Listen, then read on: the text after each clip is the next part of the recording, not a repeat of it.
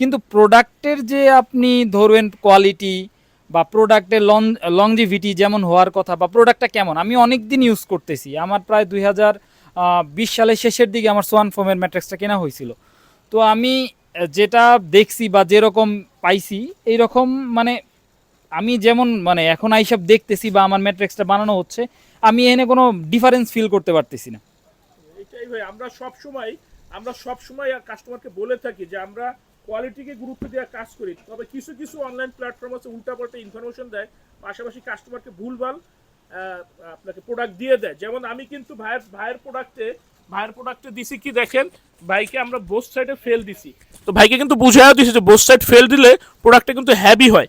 তো ভাইও কিন্তু জিনিসটা আমাকেই সে বলছে যে বোথ সাইড ফেল দিলে জিনিসটা ব্যালেন্স হয়।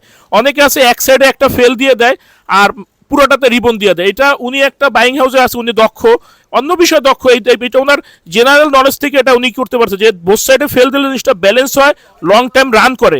তো এইগুলো একটু খেয়াল রেখে ক্রয় করবেন। আর ভাই আমাদের জন্য দোয়া করবেন যাতে আমরা সামনে ইনশাল্লাহ এমন সার্ভিস দিতে পারি। আলহামদুলিল্লাহ, আপনারা যারা আছেন এখানে ভিজিট করবেন।